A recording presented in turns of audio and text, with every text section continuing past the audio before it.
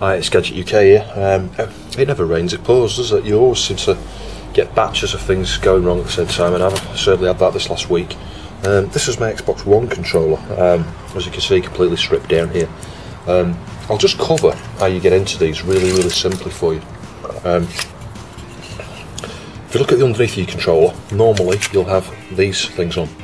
In order to get the side bits off, this is the first thing you want to do, is put your nail, grow a nail. I mean, I've got fairly long nails, I think cut it actually, but it turns out that that's what you need, just a nail, or maybe an iPhone removal tool, those little really soft pieces of plastic, and you need to just clip your nail into there, and as you move your nail around, that side will prise off like that. Do the same on this side here, get your nail in, slide it all the way around, and the whole thing will just clip off. If you do it carefully, you shouldn't need to put any force on there. Sometimes it takes a bit of patience where you've got to go from one side to the other side to the side, eventually it'll just come off dead easy. You do that for both sides, and then there's a screw, a screw, 4 screws, and then under there's like a label here, which you can peel off. I've kept mine and stuck it somewhere, I don't know where it is now, it's on the side somewhere. I'll stick it back on later so it doesn't rip or anything like that. It's just like a piece of foil, just peel it off, and there's a screw there, and you can pull the back off, and then you get all of the remaining part of the controller all stuck together, including this here. So I forget how you get this bit off now. I think it just clips off. There might be a couple of screws actually, I can't see them. No, there aren't. It's just once you've got this off and that comes apart and you can pull the fascia off, then this just lifts off like that. And then you've got access to the main guts there. Now this, I've taken this off. You'll have a board there like that underneath these motors. But as you can see, I've took that off, and it's held on with 2 screws. There's a screw there and a screw there, but it's soldered on. There's 4 wires coming in. You've got 2 for the motor on each side, and then 2 of these black and grey ones, which I presume are the trigger buttons. I think, yeah, they probably are. Can't be anything else, because there's nothing else there. The problem I had with this one is I think it was the RB button. So which side's that? That's that one. So it was clicking like that when you press it, but it wasn't working. And I spent ages trying to work out how to get into the internals of this. It drove me nuts, it seriously did. You have to, if you want to replace the button, you don't need to strip it completely down. You can clip off this piece here. It's just, you can lift it there. There's like 2 little posts you can see, just holding that on. You clip that off and you can see the tops of those buttons, the switches, and they're these little tactile switches, and they're at an angle. I think one's like that there at 45 degrees and one's like that, and they're just under this piece of plastic here that clips off. But when you do that, this button will pop off, and that can drive you mad trying to work out how to get it back in afterwards. And you need to be careful when you assemble it, because obviously this plastic part, you've got to almost bend it and twist it and stuff to get it back on. It's a pain in the butt, it seriously is, and it's right where the charge port is, which could cause you significant problems. I wouldn't be surprised if I need to reflow that area, because I had so much trouble getting it back on. But anyway, you can get access to the points underneath here to test the switch as you press it. And as I got access to mine, I tested it, and it was completely dead. Wasn't doing anything, even though it's clicking. Can you hear that? Clicking fine, not working. It's just open circuit. Occasionally, when you press it really hard, you'll get a connection. So as you can see, I desoldered the 4 things here. I've stripped it right down, which is why I took this board off.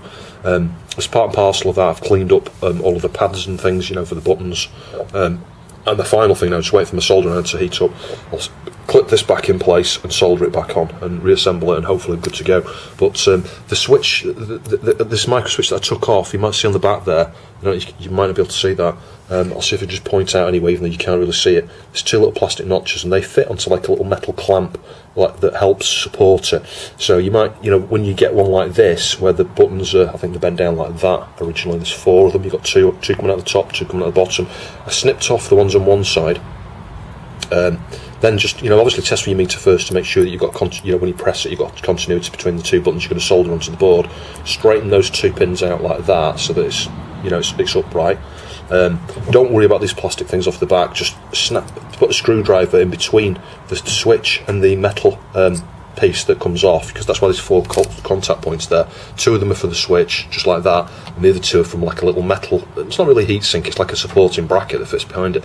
You'll take both off, you get all 4 points off to get the switch off, and then with the old switch, let's say, get your screwdriver, a really fine screwdriver, and just stick it between the 2, and it pops off like that. And then when you put it back on, it's fine, even though you've not got those plastic notches supporting it, holding it on. The way the bracket's designed, it will still support the thing from being pushed from the front, so there's no issues there at all. And you can get these for a couple of pence each. I mean, I bought a bag here, 99p for 100. That's ridiculous. Not 100, I think I got 20 or 50 or something. However many's there, looks like 20 or 30 to me, that. So that worked out quite well. So if you take this board off like I've just done, you can see just down there, barely, that black interconnect. There's 2 or 3 of those interconnects there, so you have to make sure they're lined up carefully before you start screwing things in and stuff, and just, clip them on, and that's that. I press that in there, and it snugly fits in the right place. So just make sure your wires are free so that you can actually solder these back on. I've got a couple of contacts there, a couple of contacts there. I just need to get the screw in there now to support that, and the screw on that side. And you'll notice here, see these bits of sellotape? This was just to stop the motors flying out, and that's one of the first things you should do as soon as you get the lid off. If you want to avoid damaging these wires and having to do solder work there, stick a bit of tape over the top of each of these, because if you don't, to show you, take this bit, just lift this bit of tape up, you'll see the motor just comes straight out, and they swing around on the weight of the, and put tension on the board here with the wire. Inevitably they'll snap off if you don't deal with that. So I've just tested it with 1 screw holding the back on there, and it works fine. The RB button now is actually very noisy because it's brand new. Yeah, so yeah, really pleased with that. Saved myself 40 quid or whatever they are for a new one of these. I'll just get these remaining screws back in, clip it all back together, clean it up. I think before I clip all the bits back on, it's worth cleaning up all around the edges, because you can see some crustiness there that gets in the little cracks and crevices and stuff. And then, then clip on your final bits. You can see your sticky goes in straight away, pretty easy there. Serial number's a bit dirty, but yeah, it goes back on and it's not rippled or anything. That's pretty good.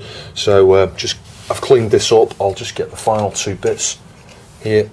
I just clip these on. So here we go. Make sure you get these run the right way. They only go one way. Yeah, they just clip back on. So just push one side in like that, and that's it. As you can see, seamless. Not a mark around the edges there. There's not a mark on this controller. You would probably never know, other than the bit of wear on that serial number, you would never know I've been inside it. Bit of dirt there. Let's just carefully clip this one back on.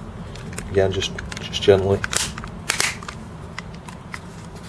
And that's it. Sweet. Thanks for watching. I'll see you soon.